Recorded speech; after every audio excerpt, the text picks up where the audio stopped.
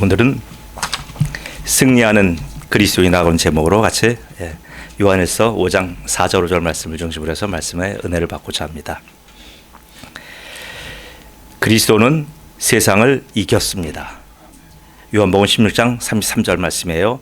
이것을 너희에게 이르는 것은 너희로 내 안에서 평안을 누리게 하려 함이라. 세상에서는 너희가 환난을 당하나 우리가 환난을 당합니다. 담대하라, 내가 세상을 이기었노라. 아멘.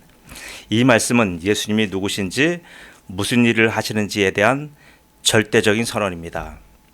예수님 자신에 대해서 나는 무엇이다 에고에임이라고 하신 것은 바로 무엇입니까?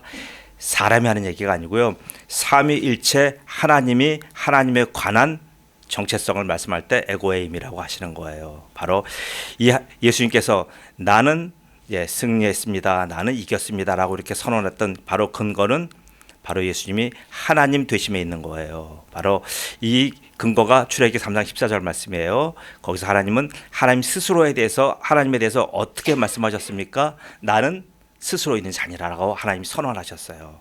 하나님 모세에게 이르시되 나는 스스로 있는 자이니라. 자, 이런 선언을 절대적인 선언이라고 합니다. 이런 절대적인 선언은 하나님만이 하실 수 있어요.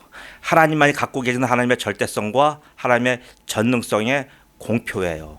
그래서 예수님 자신의 정체성에 대한 이런 하나님적인 절대적인 선언은 그가 곧 삼위일체의 성자 하나님이라고 하는 증거예요.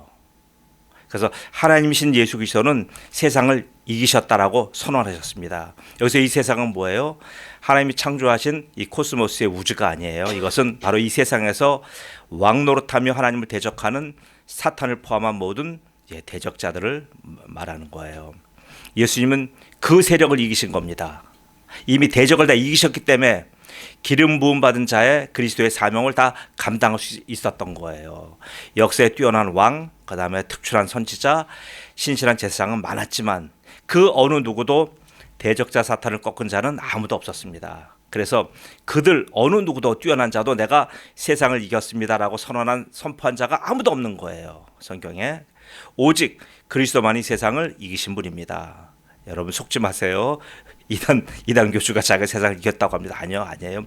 세상을 이긴 자 오직 그리스도입니다. 그 그리스도가 우리를 부르신 거예요. 우리가 교회에 나온 것은 우리가 어떤 유형적인 교회에 속해 있지만 우리가 이렇게 나와 앉아 계시면 뭐예요? 여러분은 바로 그리스도가 부르신 거예요. 그래서 우리는 뭐가 됐습니까? 어느 교회 교인이 된 게 아니고요, 바로 그리스도의 사람, 그리스도인이 되었습니다. 여러분, 그리스도는 바로 우리가 새롭게 거듭난 자가 새롭게 받은 우리의 명패예요. 그래서 우리에게 전부 다 그리스도인이라고 하는 새로운 이름이 붙어 있습니다. 그래서 그리스도인이라는 이름 속에는 그리스도의 모든 것이 다 들어있는 거예요. 바로 승리가 그 중에 하나입니다. 그래서 그리스도인은 예수의 이름으로 살아가는 한 그 승리가 이미 보장된 거예요. 그런데 예수의 이름으로 살아가지 않기 때문에 우리가 승리를 경험하지 못하며 늘 실패하며 늘 여러 가지 아픔과 고통 속에 살아가는 겁니다. 자, 근데 예수님의 이름으로 살아가면 승리할 수밖에 없는 거예요. 왜요? 예수님은 승리하신 분이기 때문에. 이 사실에 대한 아주 역사적이고 실증적인 증거가 하나 있어요. 제가 그 증거를 오늘 성경에서 갖고서 얘기하겠습니다. 그 증거는 바로 뭐냐면 출애굽기에 나온 출애굽 사건이에요.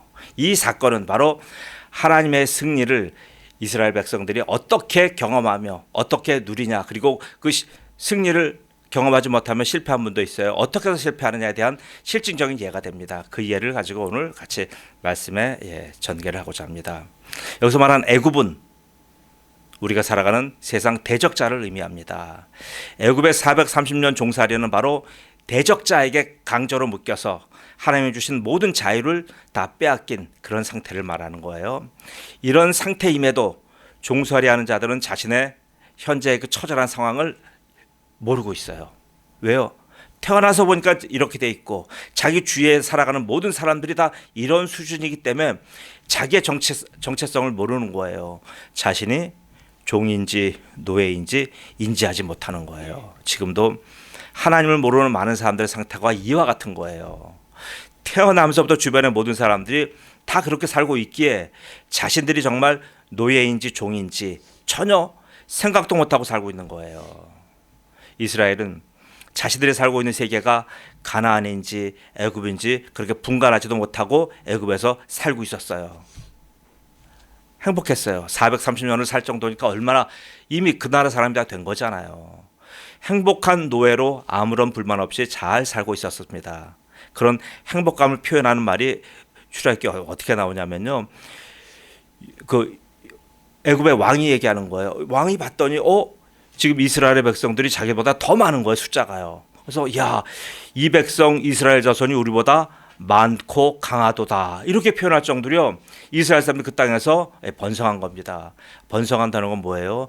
행복하다는 얘기잖아요. 혹독한 압박과 탄압 속에 살면 이렇게 번성할 수가 없어요. 얼마나 평안하면 그 이스라엘의 인구가 애굽을 능가할 정도로 폭발적으로 성장합니까? 애굽의 통치자는 앞으로 이러한 사실이 가져올 국정의 혼란과 폐해를 예측하여 아주 사악한 정책을 펼칩니다. 그 정책은 뭐냐 하면 이들을 더욱더 노예화시키는 거예요. 이들에게 있는 자유마다 뺏고 이들을 점점 더 노예의 삶으로 몰아붙이는 겁니다. 그래서 그들에게 뭐라고 얘기합니까? 자, 전쟁이 일어날 때에 우리 대적과 이스라엘이 합하여 우리와 싸우고 이 땅에서 도망갈까 걱정하는 거예요. 또 하나 그래서 그 대책을 뭘 세우냐면 감독들을 세워서 그들에게 무거운 짐을 지워 우리가 그들을 괴롭게 하자. 그리고 그들에게 아주 국가적인 사업을 거기에 노예로 동원하자. 바로 비돔과 람셋이라고 하는 큰 건축을 하는 데 있어서 성을 건축하는 데 있어서 이스라엘 백성들을 노예로 자벽부로 동원하는 거예요. 자, 이것이 대적자의 정체입니다. 이런 곳이 바로 대적자가 펼치는 세상이에요. 애굽은 세상과 죄의 표상이에요. 애굽에 살고 있는 한 대적자의 이런 통치에서 벗어날 방법은 없어요. 우리도 마찬가지예요. 우리가 북한에 살고 있다가 생각해 보세요. 우리가 그 대적자의 그 간악한 간역자의 손에서 우리가 어떻게 벗어날 수 있습니까? 벗어날 방법이 없는 거예요. 저들은 감독자를 내세워서 무제변 폭력과 잔악한 정책으로 이스라엘을 제한합니다. 노예로 써 먹을 만큼만 먹여요. 그리고 인구가 더 늘어나는 것을 방지하기 위해서 영아를 살해해요. 인구 감소를 만들어 나가는 거예요.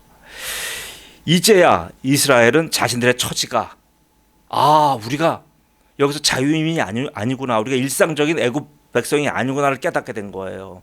자신들이 지금 노예임을 이제 비로소 깨닫게 된 거예요. 노예는 자신들의 힘으로 노예 상태를 벗어날 힘과 능력이 없어요.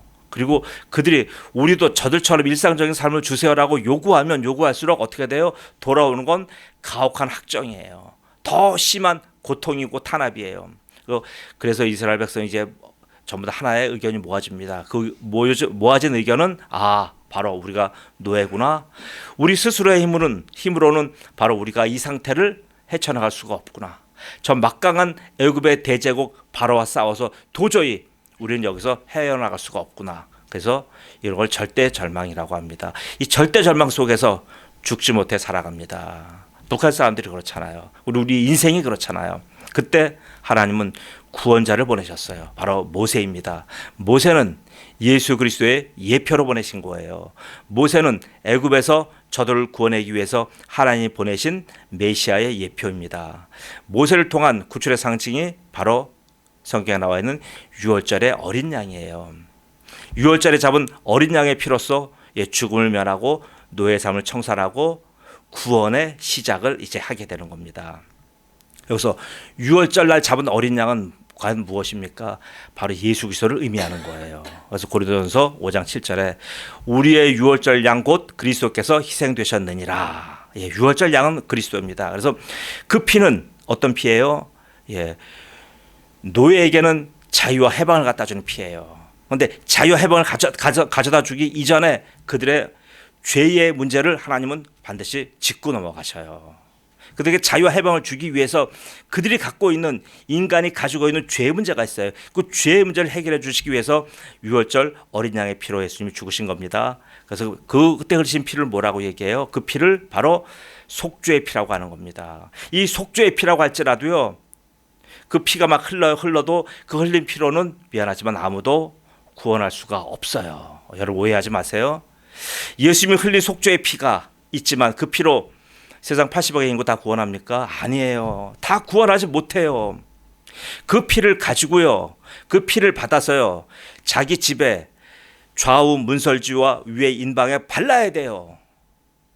발라야만, 문설주와 좌우 인방에 발라야만 바로 거기를 죽음이 유월하는 거예요. 죽음이 뛰어넘는 거예요. 곧 어린 양의 피가 각 사람에게 각각에게 받아져야만 그 피가 효력이 있는 겁니다.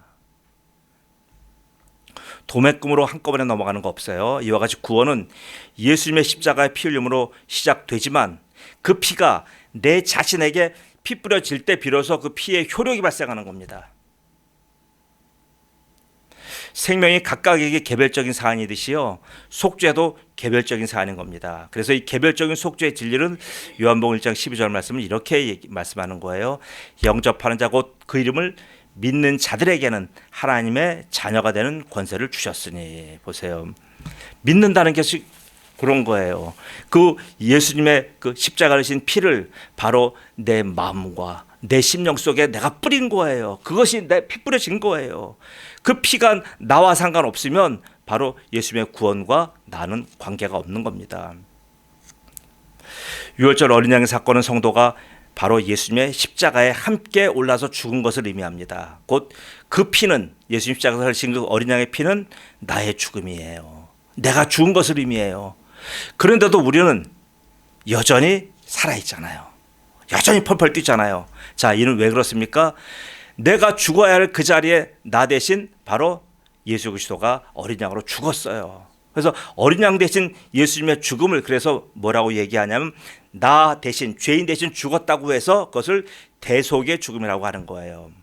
대속의 죽음의 의미는 두 가지가 있어요. 하나는 내 죄 때문에 예수님이 죽으신 것이 대속이고요. 또 하나는 나라고 하는 인간 자체 때문에 예수님이 죽으신 거예요. 두 가지 의미예요. 곧 죄를 위해서 예수님이 십자가에서 죽으셨고요, 나 자신을 위해서, 죄에 오염된 나 자신을 위해서 죽으신 거예요. 두 가지 대속의 의미가 있는 거예요. 어린 양의 피로써 그 이스라엘 모든 200만의 사람들의 죄의 문제가 해결되었습니다. 저들은 어린 양 대신 예수 그리스도의 십자가의 보혈로 다 일일이 죄 씻음을 받은 거예요. 그러나 이것은 뭐예요? 구원의 완성이 아니에요. 이제 구원의 시작이에요. 구원의 시작을 가지고 완성으로 착각해서 자꾸만 교회 밖으로 도망가시면 안 돼요. 그 다음 어떻게 돼요? 그렇게 죄의 문제가 해결되고 죄 씻음을 받은 사람들이 이제 바로 전체가 전부 다 함께 홍해로 들어가잖아요. 삶의 무대가 옮겨지는 거예요. 이제요, 죄 씻음 받은 사람은, 예수님의 보혈로 죄 씻음 받은 사람은 자기의 죄의 현장에서 죄 씻음 받아요. 그러나 거기에서 죄 씻음 받은 분은 이제 구원이 시작되면 그분은 삶의 무대가 옮겨지는 거예요. 여전히 죄인의 상태, 여전히 죄를 먹고 마신 그 상태에 머물러 있지 않아요. 이게 달라지는 거예요. 삶의 무대가 반드시 옮겨져야 돼요. 옮겨지지 않고 여전히 내가 죄하고 먹고 마시고 한다, 거기 있다 그러고 한다면 그분은 예수님의 보혈과 그분은 예수님의 보혈 상관이 없는 거예요. 자, 그 다음 어떻게 돼요? 홍해로 전부 다 이주해요. 그때 가신 분들 보세요. 장정만 60만이라고 그랬어요. 그러면 뭐예요? 부녀자들, 나이 드신 분들, 아프신 분들, 장애인들, 여러분들 계시잖아요. 그분들이 전부 다 같이 간 거예요. 그분들을 전부 다 이끌고 홍해 바다로 200만이 다 들어간 거예요. 자, 삶의 무대를 옮겼습니다. 정든 애굽에서 알지 못하는 땅으로의 이주가 시작된 겁니다. 왜 홍해를 건넙니까? 우리가 여러 가지 많이 해석해서 홍해를 건넌 것은 하나님의 큰 그림이에요. 바로 애굽 군대의 추격 때문에 홍해로 이스라엘 백성들을 보내신 거예요. 이제 좀 이따 설명이 나옵니다. 홍해를 건넌 사건은 원수의 지배와 간섭에서 완전한 해방을 의미하는 거예요.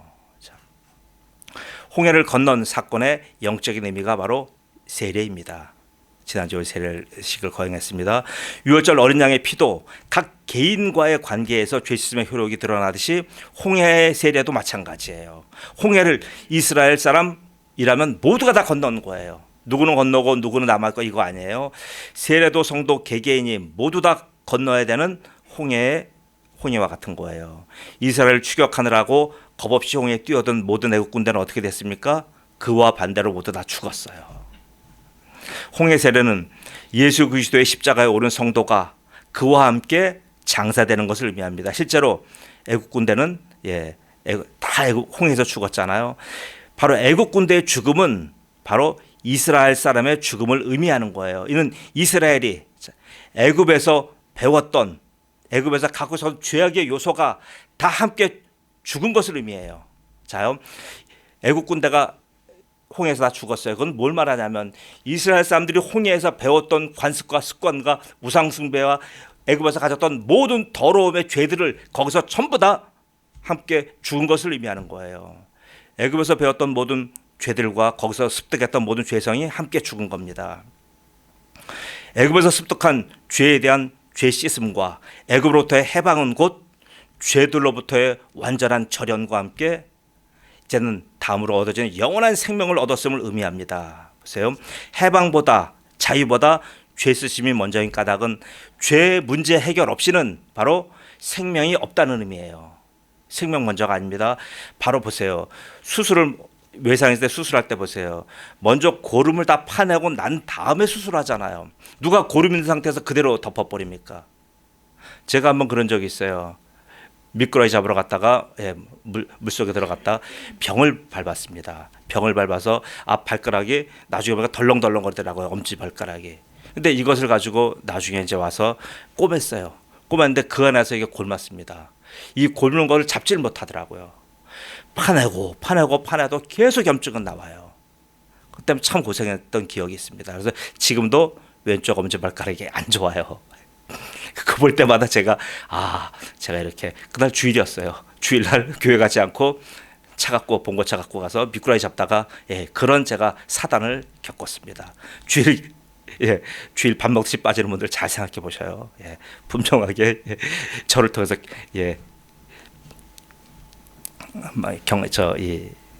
깨닫길 바랍니다. 참, 항상 이렇게 죄 씻음이 먼저인 까닭은 죄 문제 없이 생명은 없어요. 자, 몸은 애굽에서 이제 나왔지만 애굽에서 따라온 죄성들은 여전히 따라다니며 괴롭혀요. 그 죄성들 때문에 어떻게 돼요? 때로는 내가 실망하기도 하고, 때로는 실패하기도 하고, 때로는 많은 인생 어려움을 겪어요. 보세요. 분명히 우리가 어린 양의 피로 죄 씻음 받았고요. 홍해에서 십자가의 죽음과 우리가 무덤 속에 들어간 장사를 경험했어요. 그렇지만 여전히 우리에게는 뭐예요? 죄성이 남아 있어요. 그 우리를 계속 따라하면서 괴롭혀요. 이것이 마치 주머니 속에 들어가 있는 그런 송곳처럼요. 우리를 계속 찌르는 거예요. 양심도 찌르고요. 기억도 찌르고요. 때로는 신경 조직도 찌르고요. 우리를 굉장히 괴롭혀요. 그러다 보니까 우리가 어떻게 됩니까? 자기 연민에 빠지고요. 자기 혐오를 하게 되고요. 때로는 막 우울증에 빠지기도 돼요. 죄 때문에 그래요. 이럴 때 우리는 어떻게 되겠습니까? 예수님이 다시 십자가를 지러 내려오셔야 되나요? 대체 이런 나의 내적인 고민과 죄로 인해서 나오는 여러 가지 많은 현상들을 우리가 어떻게 해결할 수가 있습니까? 그래서 이 문제로 우리와 같이 그렇게 많이 고민한 사도 바울이 이 문제에 대해서 하신 말씀이 있어요. 로마서 6장 11절입니다. 이와 같이 너희도 너희 자신을 죄에 대해서는 죽은 자요 그리스도 예수 안에서 하나님께 대하여는 살아있는 자로 여길지어다 라고 얘기한 거예요. 보세요. 여길지어다. 그렇게 믿으란 얘기예요. 이 사실을 이런 지금 여러 가지 상태적인 요소가 나한테 나타나지 않는다고 할지라도 나는 여전히 죄가 들고 있다고 할지라도 거기에 속지 말라는 얘기예요. 하나님이 성경을 통해 하셨다고 하시면 하신 거예요. 하나님이 죄를 없이 하셨다고 하면 없이 하신 것이에요. 그것을 믿고 우리가 나가야 되는 거예요. 그러나 사단은 뭡니까? 사단은 계속 우리의 양심에 죄책감을 갖다 줘요. 네 상태가 그런데 네가 지금도 여전히 죄 속에서 똥밭에서 굴르고 있는데 네가 지금 말이 돼? 계속 괴롭혀요. 아니요, 그게 아니에요. 거기 속으시면 안 돼요. 자, 우리가 이런 죄사함 받음과 종의 신분으로부터 분명히 해방받았습니다. 여러분, 이 해방은 단순한 문서적인 선언 정도가 아니에요. 이 선언은요, 바로 이스라엘 사람들 통하여 광야 생활을 통하여 실제적으로 아주 치열하게 이것이 증명되었어요. 광야 생활에서는 더 이상 애굽 군대의 추적을 받지 않습니다. 광야 생활은 힘든데도 불구하고요, 애굽 군대의 추적이 없어요. 왜요? 바로 홍해를 건넜기 때문에 그래요. 홍해를 건너지 않고 육로로 광야에 들어온 분이 만약 있다고 한다면 그는 뭐예요? 육로를 따라 들어왔기 때문에 계속 홍해 군대가 애굽의 군대가 쫓아와서 그를 괴롭혀요. 그러나 홍해를 건넜기에 어떻게 됩니까? 홍해를 따라왔던 모든 애굽 군대가 홍해에서 전부 다 수장된 거예요. 반드시 홍해를 건너야 되는 거예요. 홍해를 건너지 않고 그래서 바로 예수님을 통하여 주님 앞에 오지 않고 하나님 앞에 오지 않은 분은 뭐예요? 도둑이요 절도라고 했어요. 도둑이요 절도는 계속 여기서 넘어지는 거예요. 바로 정문을 통해서 들어와야 되는 거예요. 그 정문은 홍해를 통해 들어오는 겁니다. 자, 이로 인해서 역사 속에서요 두 가지가 있어요. 홍해를 따라 들어왔기 때문에 이스라엘 백성들이 더 이상 애국 군대 추격을 받지 않았고요. 또 하나요, 그거로 인해서 애국 군대가 전부 다 거기서 주력 부대가 다 무너졌어요. 그래서 애굽이 대제국으로 성장할 수 있는 기회가 여기서 무너져 버린 거예요.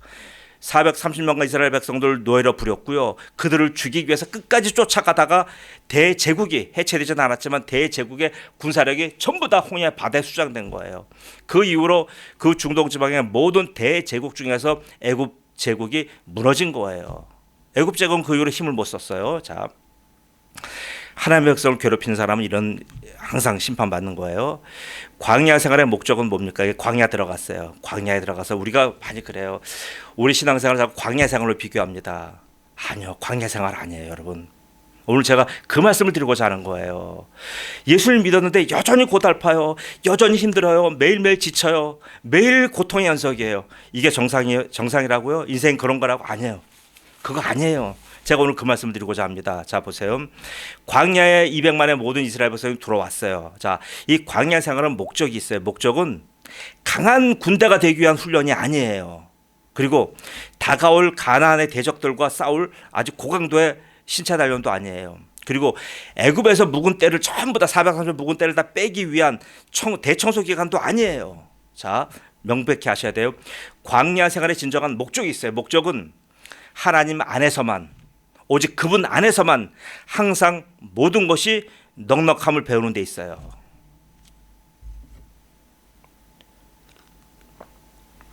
다시 반복할게요.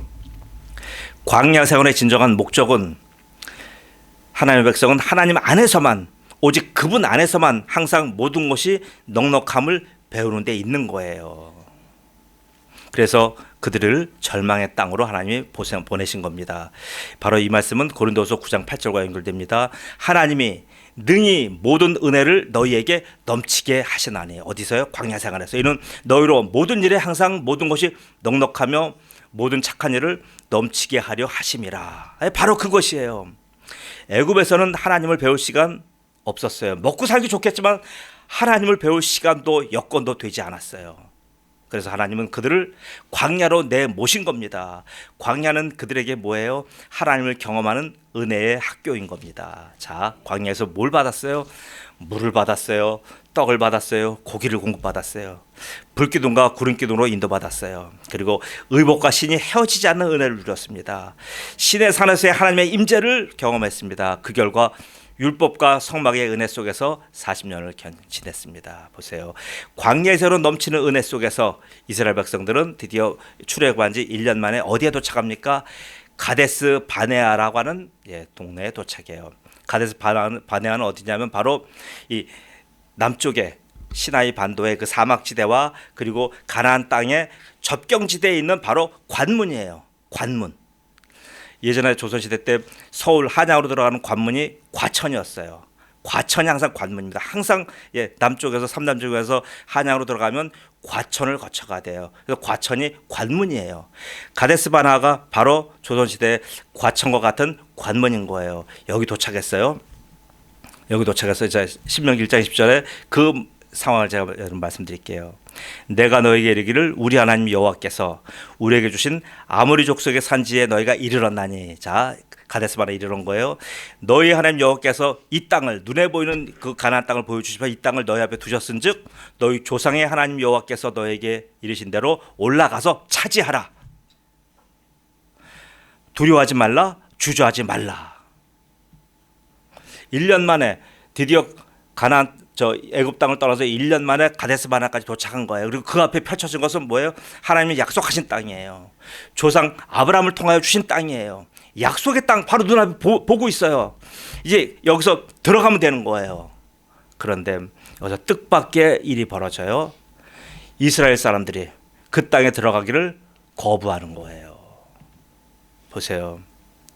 하나님은 분명하게 옳은 길로 인도하셨건만 막바지에서 사람들이 거부하는 거예요. 하나님의 말씀대로 모든 회중이 두려워하지 말고 거기 들어가면 되는 거예요. 근데 저들이 거부했어요. 대신 이들이 거기서 고약한 꾀를 냅니다. 우리가 항상 그렇잖아요. 세상 살면서 항상 우리의 인간의 꾀에 의존을 하잖아요. 그래서 꾀를 내는데 바로 정탐꾼을 뽑아서 우리가 저 땅의 형편을 알아보자고 자기들이 그렇게 막 무리들이 회의하는 거 얼마나 영리합니까? 그래서 그 얘기를 모세에게 건의합니다. 모세는 저들의 완악함을 알고 있었지만 모세가 저들의 여론을 뒤집어 엎을 수가 없었기 때문에 그들의 제안을 받아들여요. 그래서 각 지파별로 한 명씩 뽑아서 12지파에서 12명의 정탐꾼을 들여보냅니다. 그리고 돌아올 때까지 40일을 기다려요. 정탐의 결과 정탐꾼들의 의견이 두 개로 나눠집니다. 여호수아 갈렙이라고 하는 두 사람의 의견과 나머지 10명의 의견이 갈라져요. 그래서 여기에 결국은 이 10명의 강경파의 의견에 따라서 거기서 가나안에 들어가는 것을 포기합니다. 돌아가요. 보세요.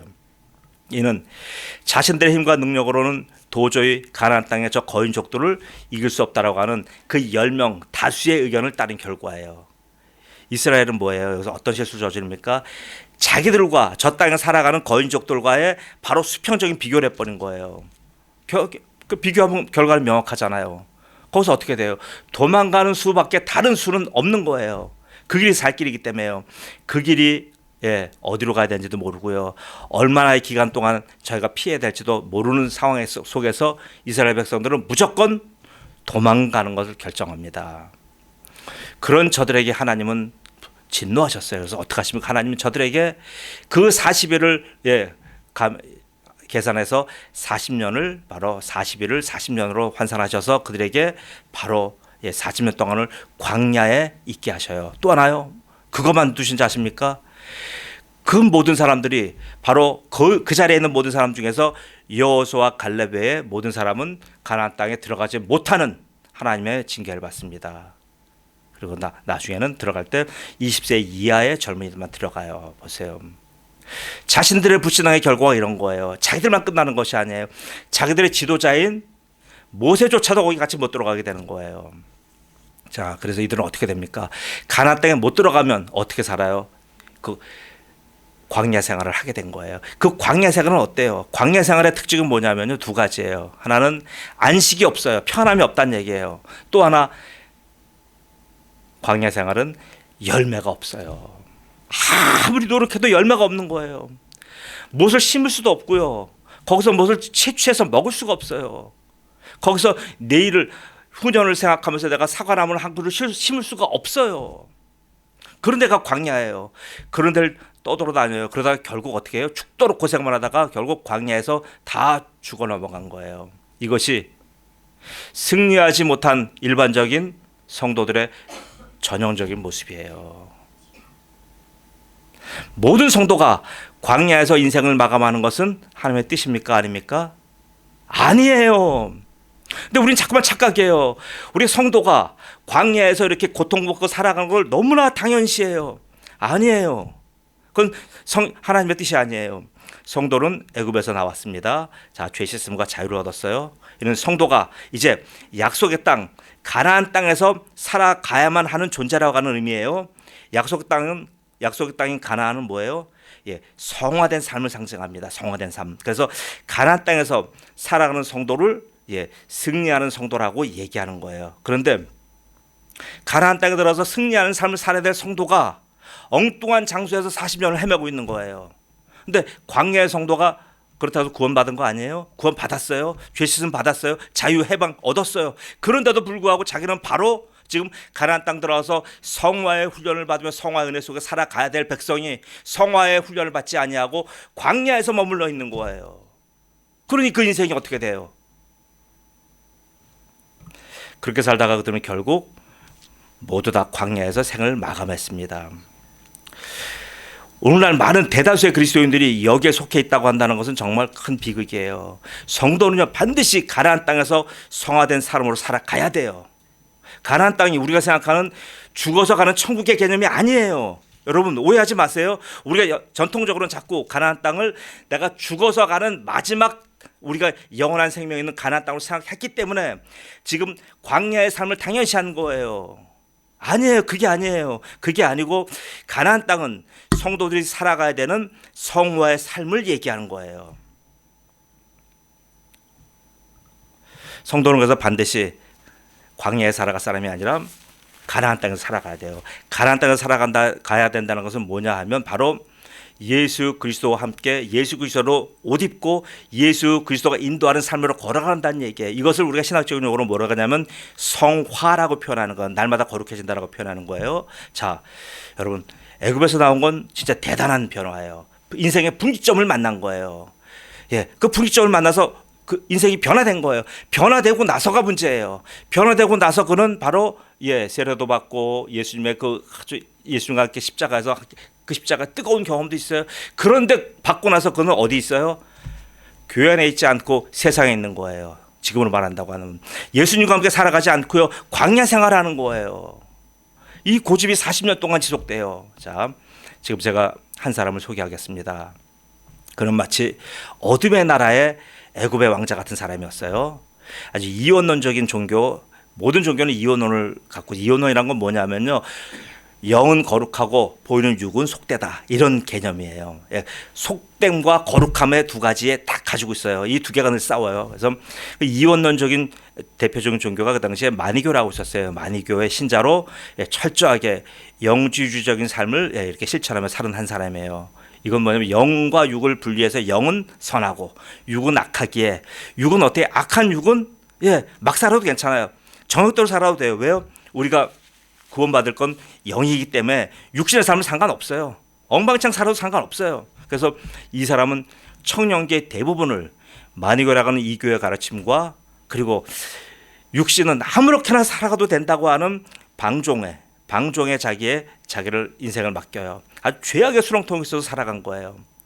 어느 정도로 죄악의 수렁통에서 이 젊은이가 살았냐면 이름 모를 여인에게서 사생활을 낳을 정도로 방종한 젊은 세월을 보냈습니다.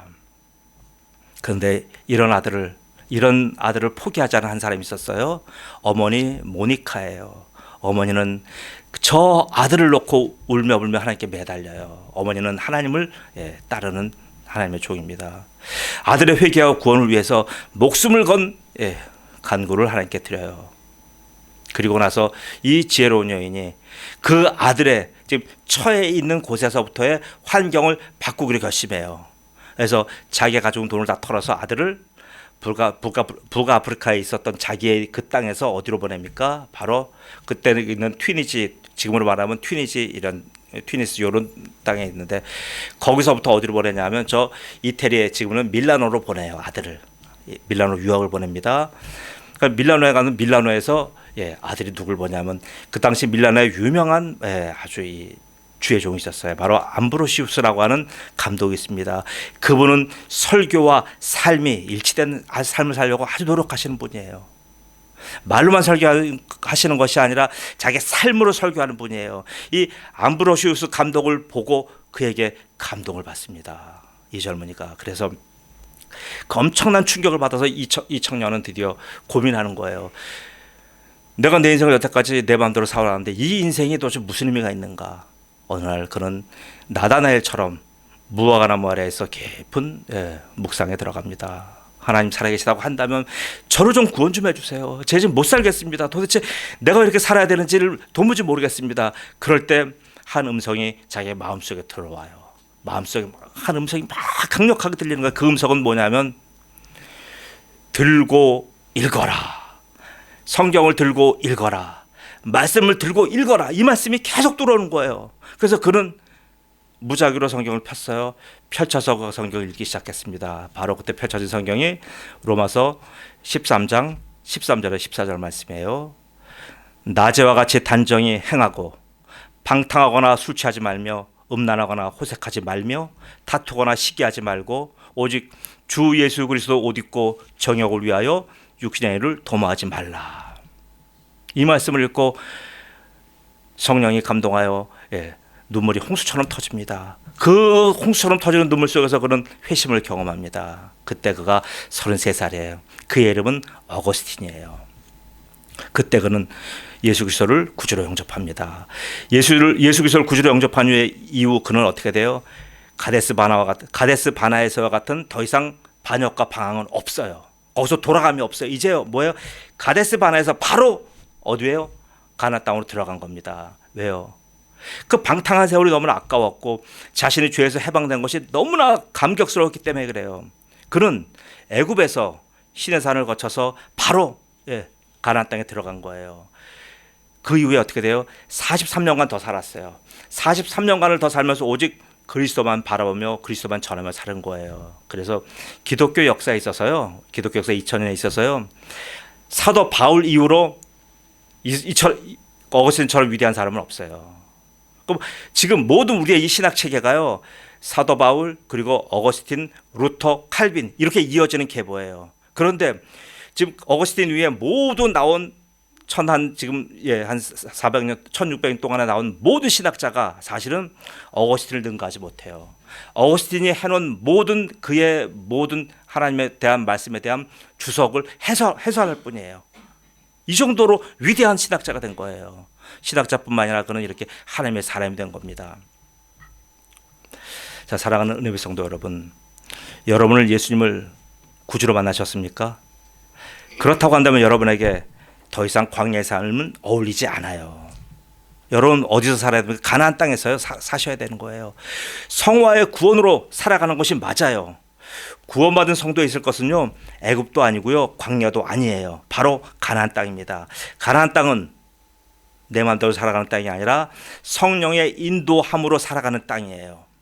이것은 성령의 인도하심이 성도와 늘 함께 하시기에 모든 성도의 삶은 날마다 변화가 있어요. 어떻게 변화됩니까? 바로 성화의 변화가 있는 거예요. 성화는, 거룩하게 되는 것은 내가 싸우는 순결운동, 정화운동, 정결운동이 아니에요. 성화는 도덕과 양심의 그런 차원이 아니에요. 성화는 성령의 인도하심에 대한, 우리가 그 인도하심에 대한 참여요, 순종입니다. 그래서 우리는 성령과 함께 가는 것밖에는 딱히 할 일이 없어요, 이제는요. 그런데도 우리의 삶은 뭐예요? 내가 그렇게 내 힘으로 살아갔던 그런 광야 생활보다도 이제는 우리가 바로 주님께서 이뤄놓으신 모든 승리가 우리에게 넘치게 되는 거예요. 그 넘치는 승리가 우리에게 지금 시편 21편 5절에 이렇게 얘기합니다. 주의 구원이 그의 영광을 크게 하시고 존귀와 위엄을 그에게 입히시나이다. 이게 성화되는 모습이에요. 이게 날마다 주님과 함께 동행하는 사람이에요. 성령을 모시고 성령의 인도함 살아가는 사람의 삶이 이래요. 그 삶에는 뭐예요? 주의 구원이 매일 영광으로 보이고요. 주님께서 갖고 계신 존귀와 위엄이 그에게 넘치는 거예요. 이런 삶이 여러분이에요. 이런 삶을 살아내시는 2025년 되시기를 예수님의 이름으로 축복합니다. 아멘.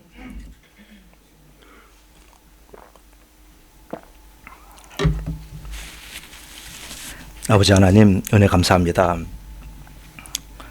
우리는 구원받은 이후에 광야 생활을 하는 것을 너무나 당연시하게 여겼습니다.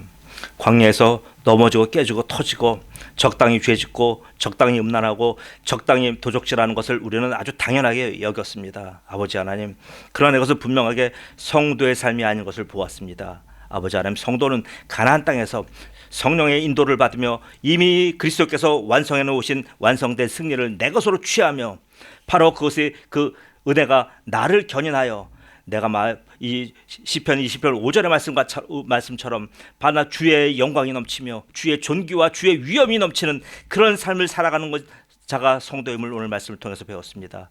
전능하신 아버지 하나님, 은혜빛교회 성도들 2025년이 이런 삶이 되도록 축복하여 주옵소서. 더 이상 광야에서 유리 방황하지 않게 도와주시며 더 이상 어떤 일을 만날 때마다 나의 잔꾀를 의지하지 않게 하시고 나의 죄성 따라 결정하지 않게 하시며 오직 말씀의 은혜와 성령께서 주시는 놀라우신 감동으로 말미암아 모든 결정에 참여하며 따라가는 성도들로 축복하여 주옵소서. 감사하며 예수님의 이름으로 기도드리옵나이다. 아멘.